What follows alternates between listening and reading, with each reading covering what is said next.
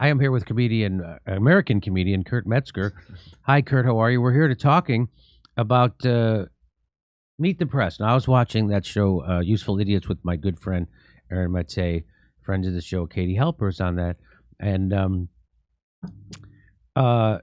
they had on Chris Murphy, a senator. I think he's from Connecticut, and they're talking about Ukraine, and there was almost no reality to their conversation. So I want to play some of it for you now to show you the garbage that people are ingesting. Here we go.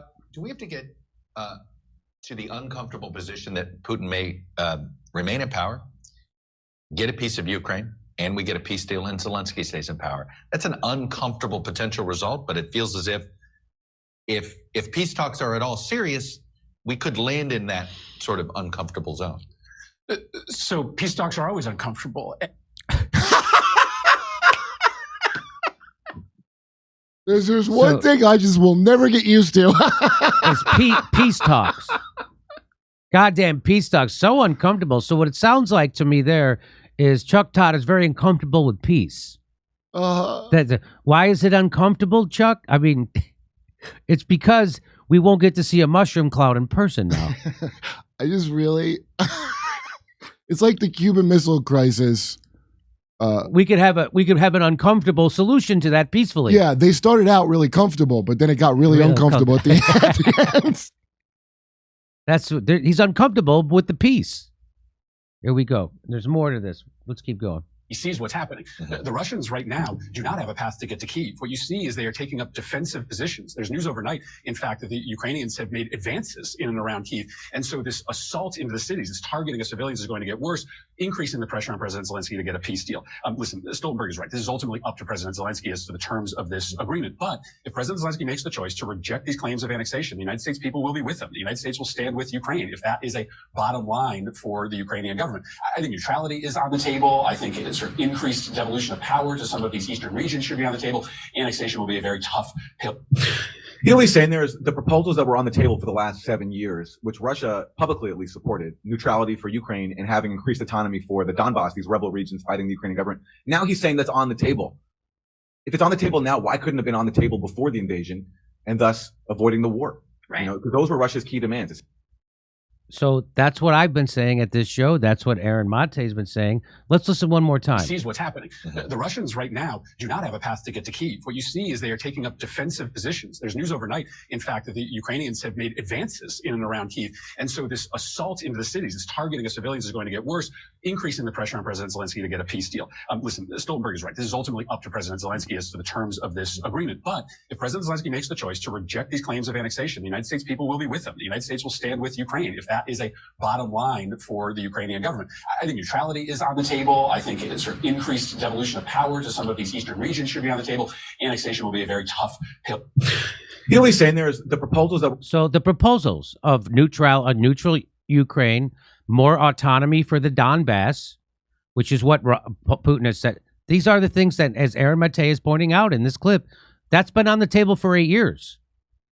So this is what we've been waiting for. And he's saying, well, now it's on the table. It's always been on the table.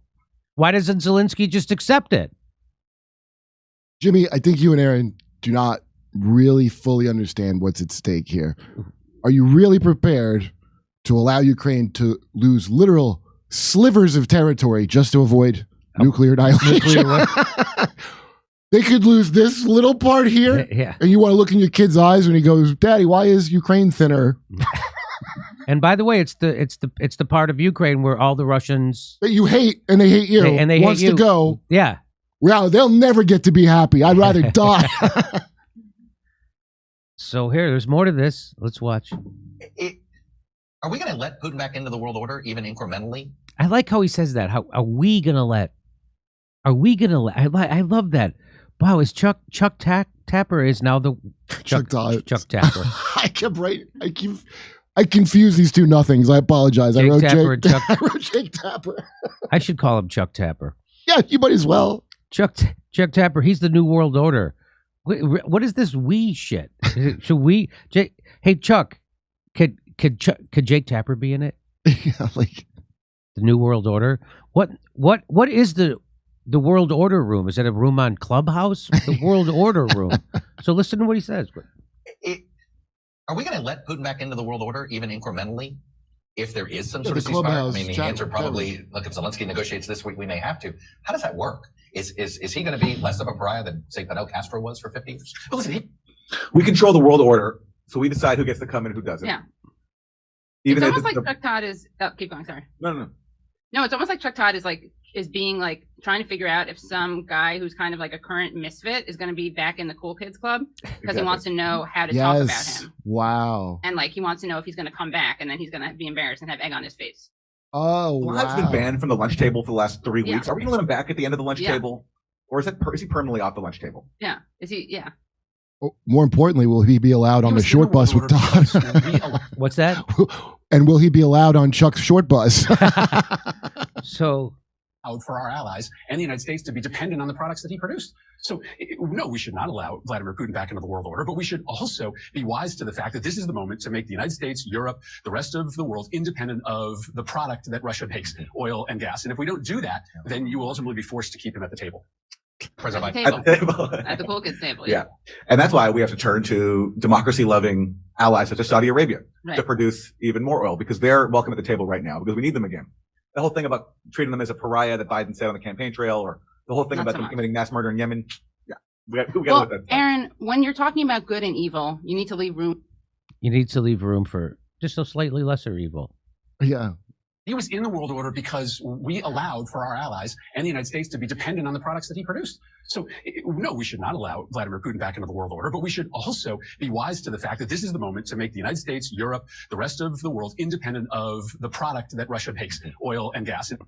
And again, we'll go back to Stephen Colbert's joke, and we're going to get it from the good guys, Saudi Arabia. We're going to get our gas and oil from the good guys, Saudi Arabia. You know, we're one of the world's biggest oil producers here in the United States, and we have a torture facility in Guantanamo Bay. We just set the Middle East on fire, killed 1 million people in Iraq, turned Libya into a failed state with open slave markets, dropped so many bombs in Syria, we ran out of bombs, and now we're occupying a third of it while we're helping commit a genocide in Yemen. Oh, but Jimmy, I think we did kind of recently release the Uyghurs that we detained. Okay. So here we go. More. Biden called Vladimir Putin a war criminal this week. There are a lot of people that agree with that assessment. A question whether the president himself should have personalized it. Where are you in this? Well, I don't think you can do anything other than call Vladimir Putin a war criminal. He is. I mean, what he is doing right now, as we speak, targeting children, maternity wards, schools inside Ukraine, clearly crosses a line. And what we're seeing is We're going to negotiate with a war criminal. Yeah, but what we've I seen. mean, that is what's difficult here, right? We didn't negotiate with Milosevic. Well, listen, So Chuck can't stomach the idea that when you're in a war, you have to negotiate with the other side, and the other side is he says a war criminal. Every president of the United States in my lifetime has been a war criminal. But and Chomsky proved this, would under the Nuremberg trial rules, they would be considered war criminals. And Chomsky's already proved this. I don't have to do it for you. But we all know Barack Obama had a drone program that killed 90% innocent civilians. Barack Obama illegally did Libya, turned it into a failed state. We know that. We know Barack Obama tortured Chelsea Manning. We know that. So what else do you need to? So they're all, and Joe Biden also war criminal. They're all war. What do you mean? You know what else just struck me when he said that? Because I'm like, okay, who's he? After he said the war criminal part, I'm like, who's he gonna say? Mhm. I gotta hear this. Yeah. So he said Slobodan Milosevic. That's interesting, of the Rolodex of the war criminals. So that means Chuck, the unspoken, like, he's like, I mean, you know, of the white people countries, obviously, the non-white people ones that are war criminals. Yeah. So he can't stand the idea that we might have to negotiate with the opposition, and because they're war criminals. To get back to the start that would have avoided the problem. Yeah. That's amazing. Yeah. And I don't know if he remembers, but I remember Barack Obama famously saying, we tortured some folks. Yeah, I know. I love We that. tortured some folks. Who's we? The United States of America tortured some folks under the direction of the CIA, The community, the intelligence community, the intelligence community. the community tortured some folks. The community did. Sometimes the community tortures folks. Dick Cheney, George Bush, who are now embraced by people like Chuck Todd. Well, I mean, they because love they Henry Kissinger. What are they going to turn their bags on Bush? Well, Right? So, is there more to this? This is ultimately just So here. Yeah, I love the U.S. calling out war crimes after. Biden called Vladimir Yeah, Putin a war criminal this week. So this is here is Chuck Todd calling out as we're literally helping commit a genocide in Yemen right now with the Saudis. That's what the United States is doing. We illegally invaded Syria. We're occupying a third of Syria's land. Which third do you think? The oil fields. The oil fields. What do you think's going on? Why do you think we're expanding NATO? What do you think happened in Libya? What do you think's going on in Somalia? What do you think's going on in Yemen? In fairness to Chuck Todd, the term war criminal probably just now came up on his word calendar. Yeah, that's probably it. We're doing our live stand-up tour. We're going to Houston. We're going to Dallas. We're going to Los Angeles, Orlando, Tampa, Columbus, Cleveland, Pittsburgh, Des Moines, Omaha, Kansas City, and more. Go to jimmydorecomedy.com for a link for all the tickets and become a premium member. You get all our bonus stuff.